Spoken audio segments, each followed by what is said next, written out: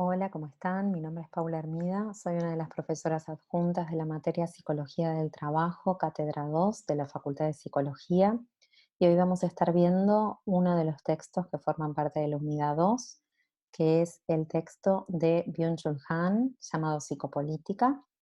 Este autor es un autor surcoreano que desarrolla su obra en Alemania, en una universidad alemana donde es académico. Su formación es de filosofía y lo que trae es un planteo de análisis acerca del contexto actual, el contexto neoliberal, como vamos a ver a continuación, pudiendo tomar como referencia autores, filósofos y pensadores en su mayoría, de la modernidad, que han desarrollado su obra en el siglo XIX y siglo XX, y tomando estos conceptos para analizar el contexto actual. En este sentido, como les mencionaba recién, él, él analiza, digamos, el contexto neoliberal. ¿A qué llamamos neoliberalismo? Bueno, estamos llamando neoliberalismo a la época actual, que se caracteriza por un capitalismo financiero. Si tomamos como referencia lo visto en la clase pasada por Bauman, estamos hablando de la modernidad líquida. Por el contrario, cuando hablemos de el liberalismo o capitalismo industrial, estamos hablando de la modernidad sólida. ¿Por qué se dio este pasaje entre el capitalismo industrial y el capitalismo financiero? Bueno, porque evidentemente se llegó a un punto de contradicción. Uno de los ejemplos de los cambios que se han dado, que se han visto la clase pasada, es el hecho de que en la actualidad el capital se puede desplazar libremente por cualquier lugar del mundo. De esta forma se da un corrimiento del Estado benefactor. El Estado en la actualidad tiene que intentar que el capital invierta en su país y de esta forma entonces no puede regular la economía, sino que se limita a organizar la sociedad.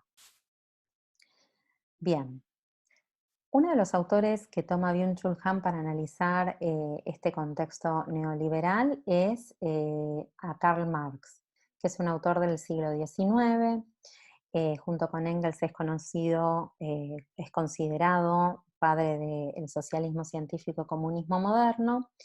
Y podríamos decir que como un pilar de su corriente, del marxismo, hay una fuerte crítica al capitalismo.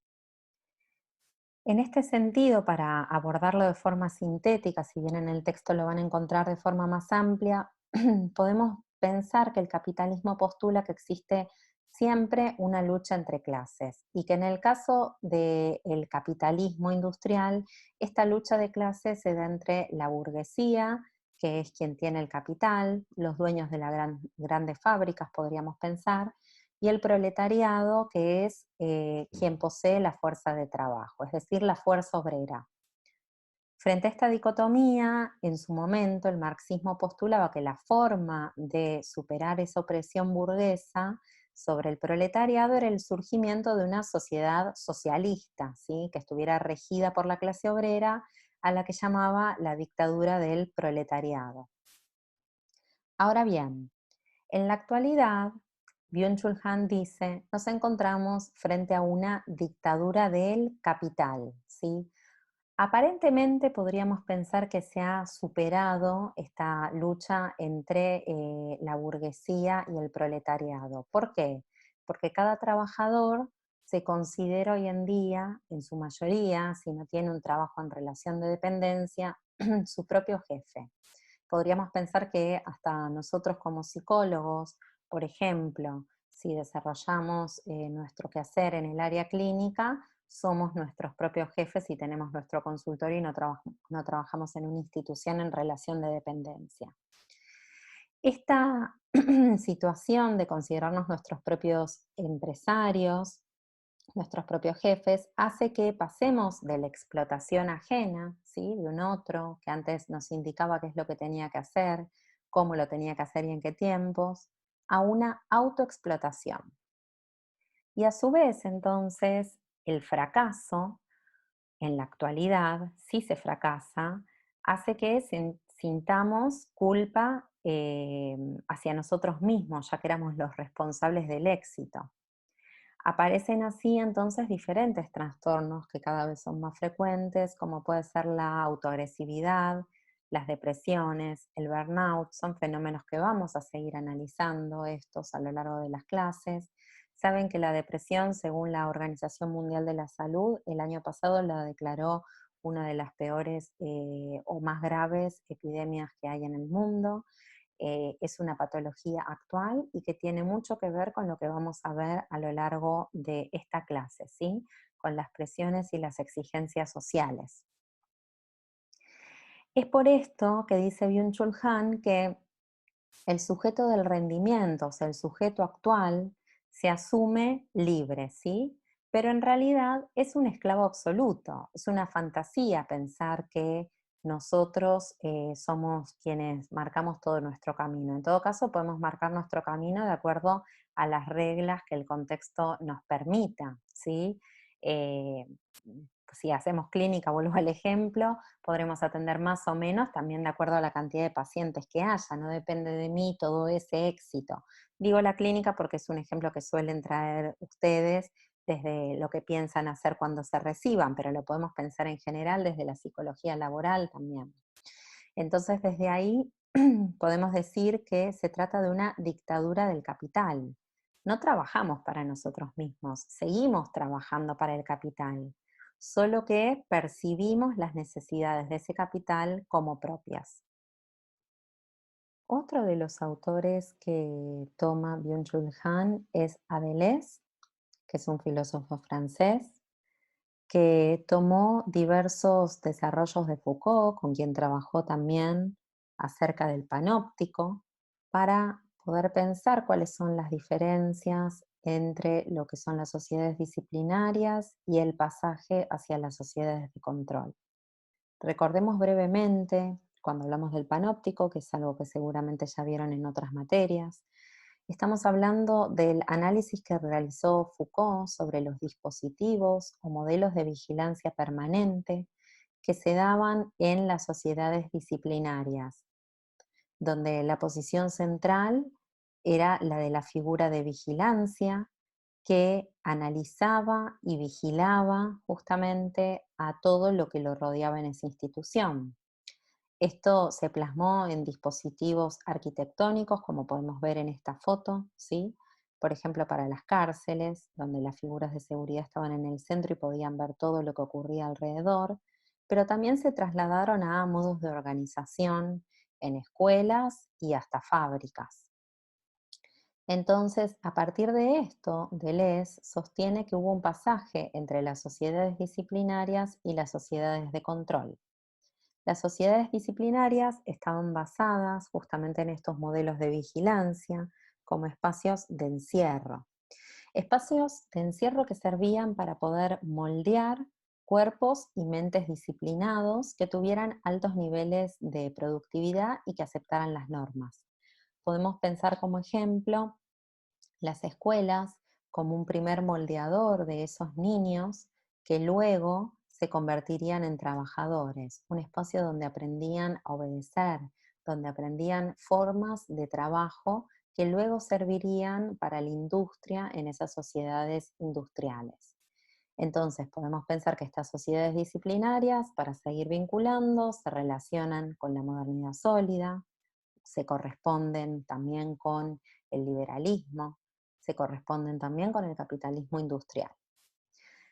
Byung-Chul Han trae la metáfora del hombre como topo en estas sociedades, que pasaba de un espacio de reclusión a otro, sometido a distintos espacios de reclusión. Posteriormente se da un pasaje hacia las sociedades de control, que se corresponderían más con las sociedades actuales, con la modernidad líquida, con el neoliberalismo, con el capitalismo financiero, donde el sujeto es moldeado para vigilarse a sí mismo. Seguimos con esta idea que desarrollábamos recién de la autoexplotación, ¿sí? Cada uno se vigila a sí mismo. Y por otro lado, como metáfora, dice Byung-Chul Han, podemos pensar al hombre como una serpiente. Ya no se va escondiendo y recluyendo de un espacio a otro, sino que va haciendo zigzag y marcando en principio lo que sería su propio camino. Vamos a ver hasta dónde este camino es algo que marca cada sujeto o bien que de alguna manera se amolda, ¿no?, al capital. Es por esto que, dice Byung-Chul Han, no se trata de un pasaje de una sociedad a una diferente, sino que es una mutación donde el capitalismo se agudiza para aumentar la productividad. Y desde acá podemos pensar que en ambos tipos de sociedades ha mutado también la cuestión del poder. Pensamos al poder como la capacidad de cambiar la voluntad de las personas y pensamos también que cuanto mayor es, más silenciosamente actúa. En el caso de las sociedades disciplinarias, ese poder disciplinario se basaba en prohibirle a las personas, en moldear sus cuerpos de forma violenta. Todo aquello que no estuviera dentro de la norma era sancionado. En este poder neoliberal actual, propio de la sociedad de control, nos encontramos con formas que lucen mucho más amables, mucho más sutiles, flexibles e invisibles, mucho más silenciosas. Frente a esto, el autor dice: el neoliberalismo es el capital del me gusta. El me gusta seguramente les resuena, las redes sociales, ¿sí? El like, los seguidores, todo esto tiene que ver con el neoliberalismo y nos vamos adentrando también hacia dónde vamos, ¿no? Cómo nos comunicamos y cómo plasmamos información en la actualidad. Y esto justamente hace que los hombres no sean sumisos, sino que sean dependientes de este me gusta, que no callen como podían callar frente a un poder disciplinario por el miedo, sino que comuniquen, que se abran. Y justamente está acá el peligro. El sujeto está sometido, pero no es consciente de este sometimiento. Se presume libre. Frente a esto les vamos a poder poner el acceso a un pequeño video que hay en YouTube que nos va a servir para poder pensar un poco esta primera idea que estamos esbozando y que vamos a seguir sobre la voluntad de los sujetos de poder plasmar sus opiniones, de poder decir en las redes sociales y qué contenido dicen.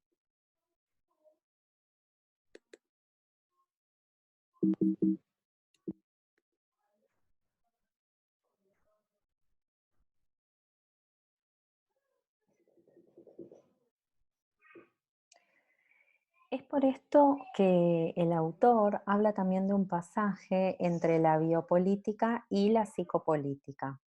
La biopolítica se correspondería a esta sociedad disciplinaria y justamente se vincularía con un poder normativo, ¿no? Con las normas, las prohibiciones, el eliminar las desviaciones, operar sobre el cuerpo y la mente a través de la educación, pero sin poder tener acceso al pensamiento y a las necesidades. Por esto el pasaje de lo biopolítico a lo psicopolítico es una gran ganancia del poder, ya que la psicopolítica puede operar sobre lo que el autor llama, entre comillas, el alma, ¿sí? En los pensamientos y los deseos de las personas. Esto lo hace a través de diferentes mensajes que circulan y que seguramente les resonarán a ustedes de sus propias vidas personales, como puede ser la optimización personal, ¿no? Como un lema de vida, que se vincula justamente con que la persona no solo sea un trabajador más productivo, sino que también se ponga en juego esta idea de la productividad y la mejora constante en toda la integridad de la persona y la vida. Aparecen diferentes cuestiones como cursos, referentes, mensajes de autoayuda. Si son observadores de las redes sociales, seguramente se han encontrado en Instagram con personas que supuestamente ofrecen soluciones para poder mejorar, para poder crecer personalmente y que basan justamente los postulados que tienen en el intentar constantemente ser positivos y que pensemos que el crecimiento es algo que siempre se da en la dirección del crecimiento. El peligro de este tipo de corrientes es que solo hacen foco en lo positivo y el dolor en sí es constitutivo del ser humano. El estar incómodo, el estar angustiado, el estar dolorido, con miedo, es lo que va a generar movimiento en la persona, cambio, crecimiento. por más doloroso que sea el pasaje de esa situación. Bueno, este tipo de corrientes justamente eliminan esa posibilidad, la anulan. Podemos encontrar, como les comentaba, muchísimas cuestiones en redes sociales, eslogans de diferentes marcas. Se me ocurre, por ejemplo, pensar en el eslogan Impossible is Nothing de Adidas, si mal no recuerdo, imposible es nada, o nada es imposible. Por otro lado, un montón de mensajes de autoayuda y autores de autoayuda, ya desde los libros hasta las redes sociales, que circulan con estos mensajes positivos, y también me parece importante poder tener en cuenta el contexto actual, ¿sí? Que estamos transitando, el poder pensar esta situación de pandemia, no solo como una oportunidad, que es un poco el mensaje que está circulando, ¿no? Todos los cambios que esto trae positivos, sino también poder apropiarnos de las emociones, como el miedo y la incertidumbre que aparecen frente a esta situación. Y no solo de forma social, sino también en el mundo del trabajo. Muchos trabajadores en estos días se están encontrando haciendo lo que aparentemente es home office y se encuentran con empleadores que les exigen trabajar al mismo nivel que si estuvieran en sus trabajos, sin validar realidades completamente diversas y complejas que van desde el no disponer los medios para realizar el mismo trabajo que hacen en una oficina, hasta enfrentarse con cuestiones como el cuidado de hijos o de familiares en simultáneo que están trabajando por la coyuntura en particular. También podemos encontrar fenómenos como la pérdida de trabajo de muchísima gente en estos días, y todas estas son complejidades que pienso que tienen que ser tomadas en cuenta, y no quedarnos simplemente con el mensaje positivo de la oportunidad, ¿sí? Que la oportunidad puede estar, pero también está todo esto otro. Bien, para ir cerrando y no extendernos en el tiempo, me parece importante que podamos pensar entonces que estas emociones y el control de las mismas son parte de las herramientas que hacen al control psicopolítico, ¿sí? Es una forma de incrementar la productividad y rendimiento de los sujetos, el controlar la emoción. También para estimular la compra, generar ciertas necesidades. Y en este punto también se pone en juego algo que estamos mencionando implícitamente, que es la idea del panóptico, desarrollada por Foucault, que Byung-Chul Han la retoma y dice: estamos frente a un panóptico digital, donde todos ponemos y volcamos datos en las redes constantemente, y estos datos los volcamos voluntariamente. Nos sentimos libres, pero al mismo tiempo, evidentemente, nos sentimos obligados a hacerlo, ¿sí? Y esto lleva a que se generen un conjunto de datos e informaciones sobre nosotros mismos. Así, un último concepto que me parece importante para que ustedes puedan tomar cuando lean el texto es lo que trae el autor respecto de la revolución de datos, ¿sí? Esta creencia de que todo es medible, y que como consecuencia, utilizando diferentes aplicaciones que todos tenemos en nuestros celulares seguramente, y que llevan a que se recolecten datos, por ejemplo, de cuánto caminamos, a dónde fuimos, inclusive voluntariamente podemos sumar cuánto pesamos, otras cuestiones de salud. Lo que plasmamos en redes sociales son datos también. En la actualidad estamos en una realidad donde se cree que el dato es más importante que las teorías. Esto se llama dataísmo. Se cree que estos datos son concretos y transparentes, mientras que las teorías podrían estar mezcladas con creencias e ideologías. Esto lleva a que las personas inclusive ya no sean consideradas como un yo, con toda su narración, sino como lo que se llama el quantified self, que tiene que ver con datos aislados de las personas. Si nos ponemos a pensar hasta en las redes sociales, muchas veces una persona a la que estamos viendo la vemos desde las historias que sube, que son elementos de 15 segundos aislados, por ejemplo en Instagram, y no pudiendo contemplar el relato de toda esa persona en su globalidad. Y estos datos a su vez generan lo que se llama el Big Data, que son todos los datos que arrojamos a Internet y que inclusive muchas empresas luego llegan a vender.